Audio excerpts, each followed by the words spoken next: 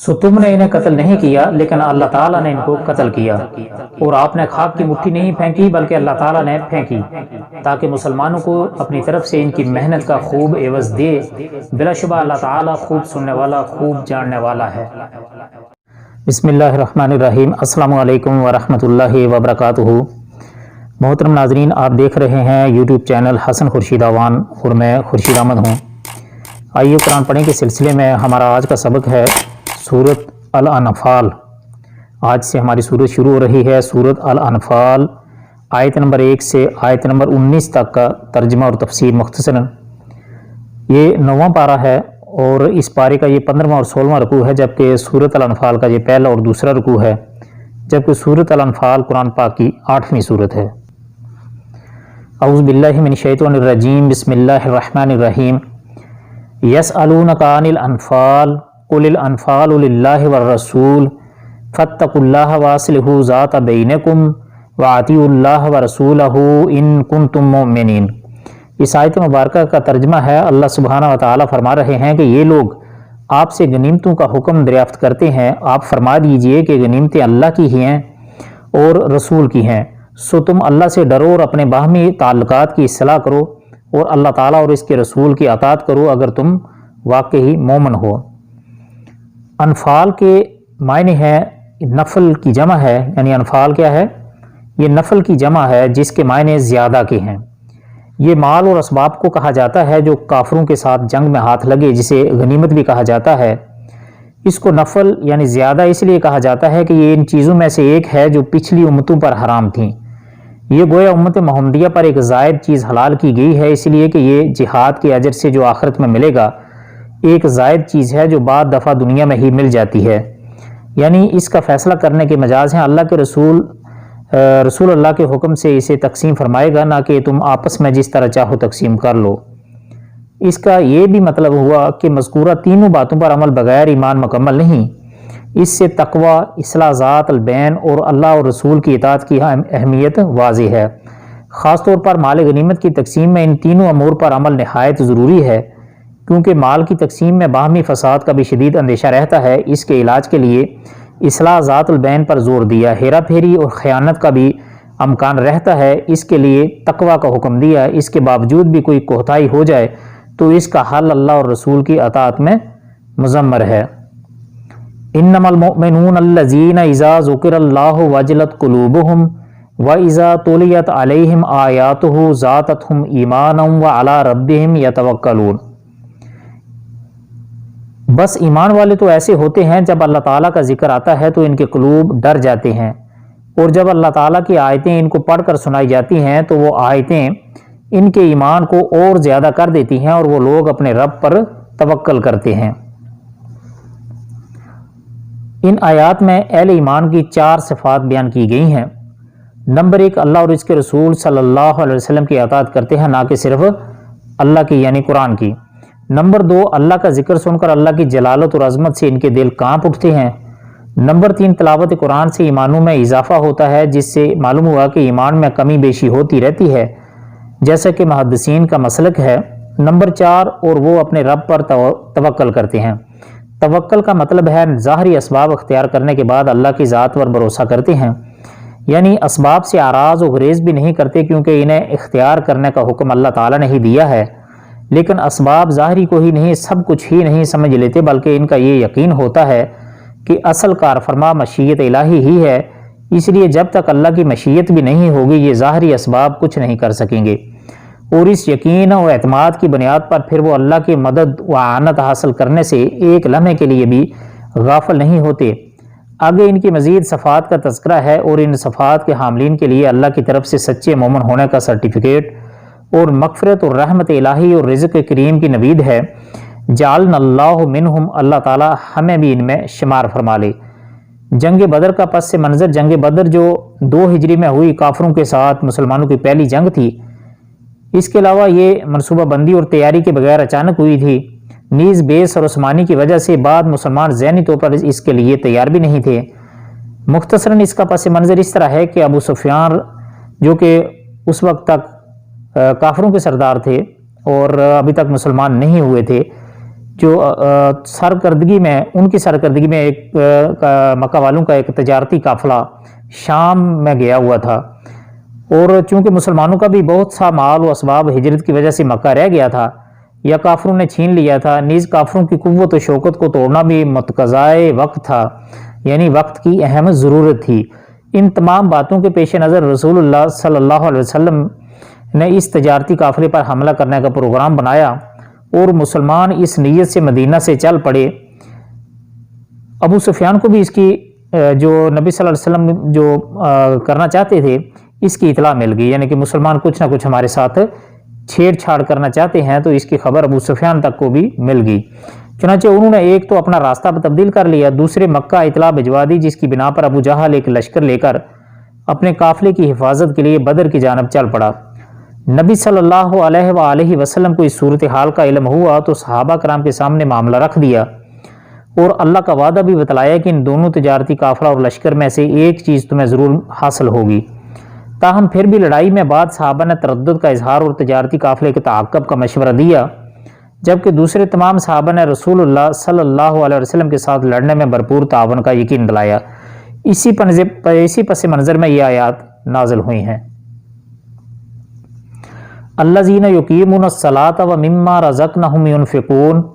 جو کہ نماز کی پابندی کرتے ہیں اور ہم نے ان کو جو کچھ دیا ہے وہ اس میں سے خرچ کرتے ہیں۔ اولئک ھم المؤمنون حقا لہم درجات عند ربہم مغفرۃ ورزق کریم، سچے ایمان والے یہ لوگ ہیں، ان کے بڑے درجے ہیں ان کے رب کے پاس اور مغفرت اور عزت کی روزی ہے۔ کما اخرجک ربک من بیتک بالحق وان فریقا من المؤمنین لکارہون، جیسا کہ آپ کے رب نے آپ کے گھر سے حق کے ساتھ آپ کو روانہ کیا اور مسلمانوں کی ایک جماعت اس کو گراں سمجھتی تھی، یعنی جس طرح مال غنیمت کی تقسیم کا معاملہ مسلمانوں کے درمیان اختلاف کا باعث بنا ہوا تھا، پھر اسے اللہ اور اس کے رسول صلی اللہ علیہ وآلہ وسلم کے حوالے کر دیا گیا تو اسی میں مسلمانوں کی بہتری تھی۔ اسی طرح آپ کا مدینہ سے نکلنا اور پھر آگے چل کر تجارتی قافلہ کے بجائے لشکر قریش سے مل بھیڑ ہو جانا بات تباہی کے لیے ناگوار تھا، لیکن اس میں بھی بالآخر فائدہ مسلمانوں کا ہی تھا۔ یہ ناگواری لشکر قریش سے لڑنے کے معاملے میں تھی، جس کا اظہار چند افراد کی طرف سے ہوا بھی، اور اس کی وجہ صرف بے سر و سامانی تھی، اس کا تعلق مدینہ سے نکلنے سے نہیں تھا۔ یجادلونک فی الحق بعد ما تبین کانما یساقون الی الموت وہم ینظرون، وہ اس حق کے بارے میں اس کے بعد کہ اس کا ظہور ہو گیا تھا آپ سے اس طرح جگڑ رہے تھے کہ گویا کو ان کو موت کی طرف ہانکنے کے لیے جاتا ہے اور وہ دیکھ رہے ہیں، یعنی یہ بات ظاہر ہو گئی تھی کہ قافلہ تو بچ کر نکل گیا ہے اور اب لشکر قریش ہی سامنے ہے جس سے لڑائی ناگزیر ہے۔ یہ بے سر و سامانی کی حالت میں لڑنے کی وجہ سے بعد مسلمانوں کی جو کیفیت تھی اس کا اظہار ہے۔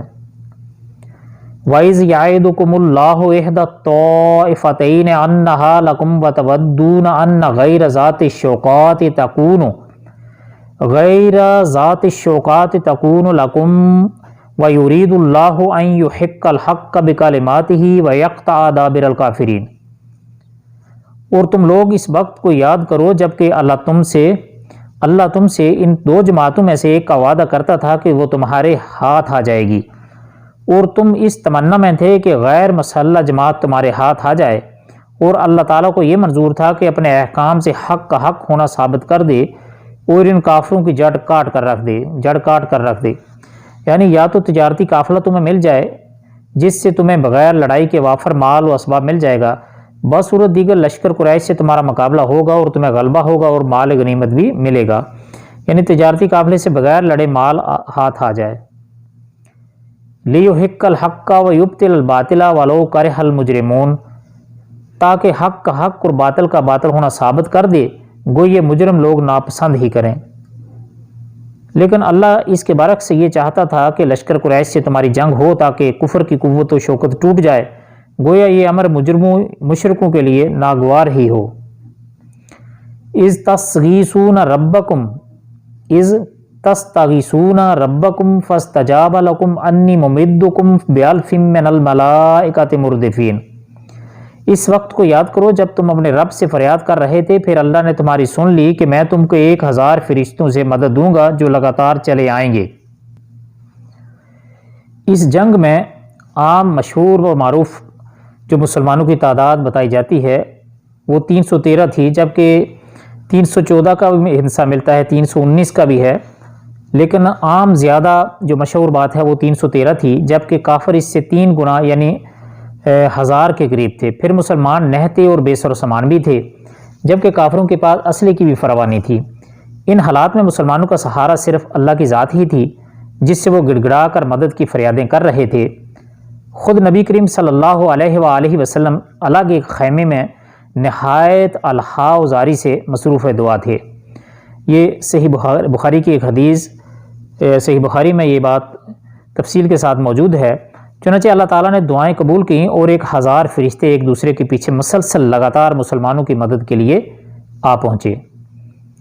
وَمَا جَعَلَهُ اللَّهُ إِلَّا بُشْرَىٰ وَلِتَطْمَئِنَّ بِهِ قُلُوبُكُمْ وَمَا النَّصْرُ إِلَّا مِنْ عِنْدِ اللَّهِ إِنَّ اللَّهَ عَزِيزٌ حَكِيمٌ۔ اور اللہ تعالیٰ نے یہ محض اس لیے کی کہ اور اللہ تعالیٰ نے یہ امداد محض اس لیے کی کہ بشارت ہو تاکہ تمہارے دلوں کو قرار ہو جائے، اور مدد صرف اللہ کی طرف سے ہے جو کہ زبردست حکمت والا ہے۔ یعنی فرشتوں کا نزول تو صرف خوشخبری اور تمہارے دلوں کے اطمینان کے لیے تھا، ورنہ اصل مدد تو اللہ کی ہی تھی جو فرشتوں کے بغیر بھی تمہاری مدد کر سکتا تھا۔ تاہم اس سے یہ سمجھنا بھی صحیح نہیں کہ فرشتوں نے عملاً جنگ میں حصہ نہیں لیا۔ احادیث سے معلوم ہوتا ہے کہ جنگ میں فرشتوں نے عملی حصہ لیا اور کئی کافروں کو انہوں نے تحقیق بھی کیا۔ اِذْ يُغَشِّيكُمُ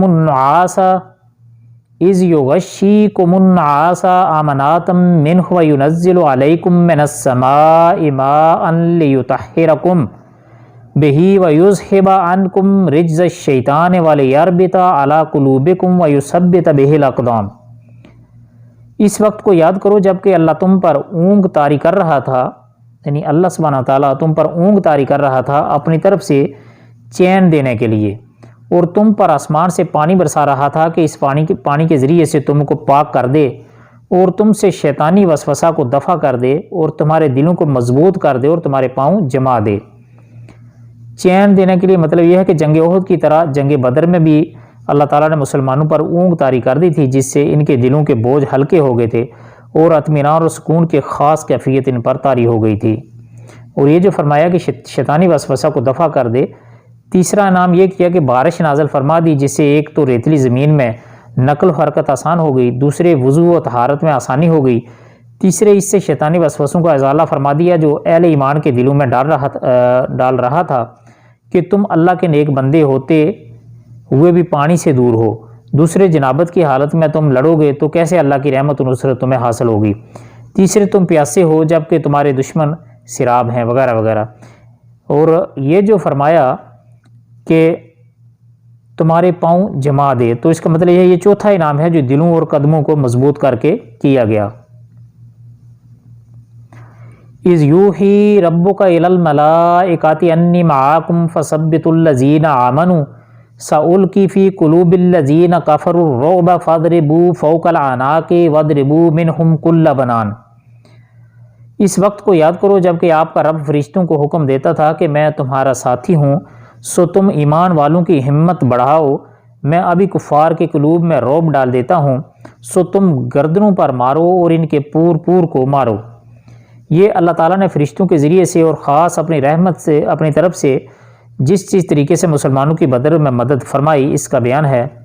بنان یعنی ہاتھوں اور پیروں کے پور، یعنی ان کی انگلوں کے اطراف کنارے، یہ اطراف کاٹ دیے جائیں تو ظاہر ہے کہ وہ معذور ہو جائیں گے، اس طرح وہ ہاتھوں سے تلوار چلانے کے اور پیروں سے بھاگنے کے قابل نہیں رہیں گے۔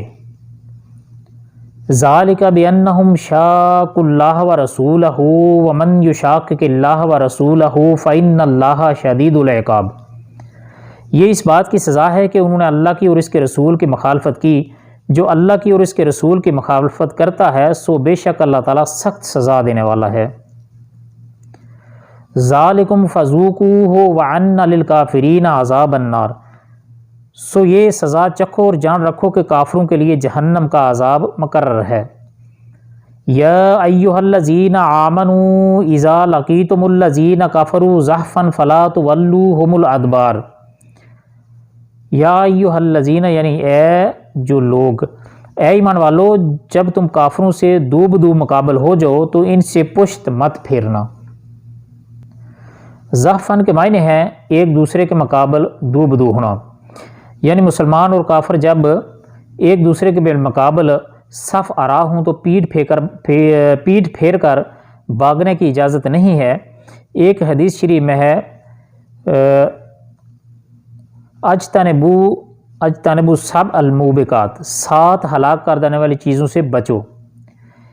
یعنی اجتنبوا سب الموبقات، 7 ہلاک کر دینے والی چیزوں سے بچو۔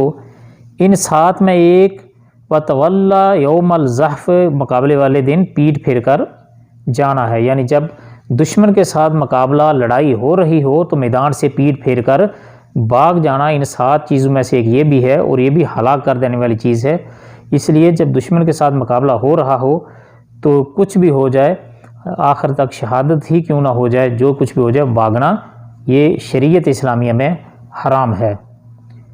وَمَنْ يُوَلِّهِمْ يَوْمَئِذٍ دُبُرَهُ إِلَّا مُتَحَرِّفًا لِقِتَالٍ أَوْ مُتَحَيِّزًا إِلَىٰ فِئَةٍ فَقَدْ بَاءَ بِغَضَبٍ مِّنَ اللَّهِ وَمَأْوَاهُ جَهَنَّمُ وَبِئْسَ الْمَصِيرُ۔ اور جو شخص ان سے اس موقع پر پشت پھیرے گا، مگر ہاں جو لڑائی کے لیے پینترا بدلتا ہو یا جو اپنی جماعت کی طرف پناہ لینے آتا ہو وہ مستثنا ہے، باقی اور جو ایسا کرے گا وہ اللہ کے غضب میں آ جائے گا اور اس کا ٹھکانہ دوزخ ہوگا، اور وہ بہت ہی بری جگہ ہے۔ گزشتہ آیت میں پیٹ پھیرنے سے جو منع کیا گیا ہے، 2 صورتیں اس سے مستثنا ہیں، ایک تحرف کی، دوسری تحییز کی۔ تحرف کے معنی ہے ایک طرف پھر جانا، یعنی لڑائی میں جنگی چال کے طور پر یا دشمن کو دھوکہ دینے میں ڈالنے کی غرض سے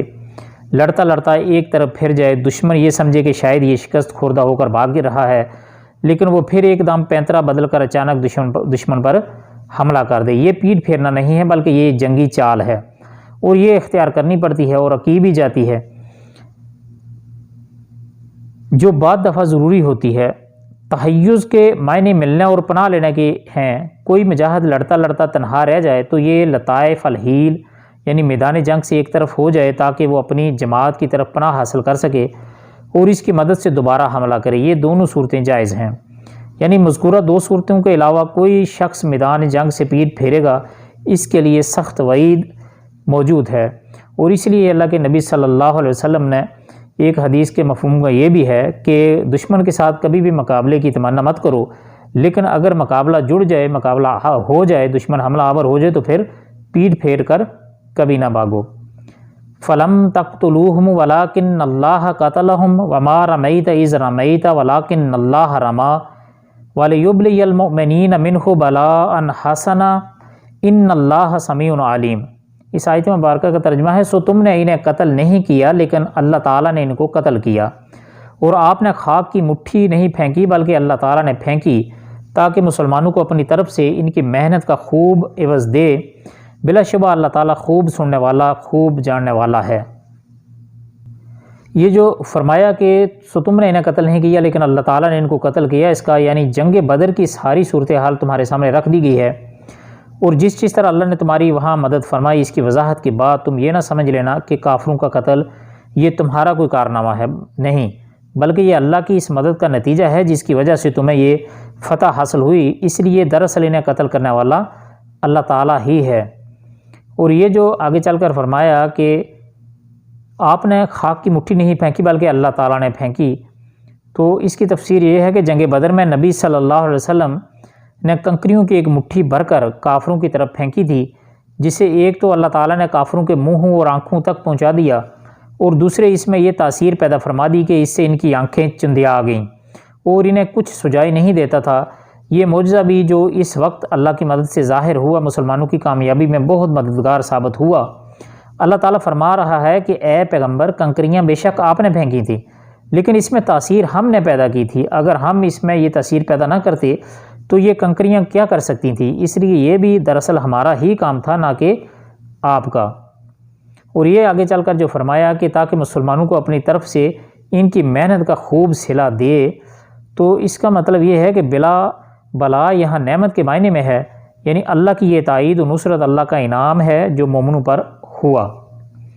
ذالکم وان اللہ موہن کید الکافرین۔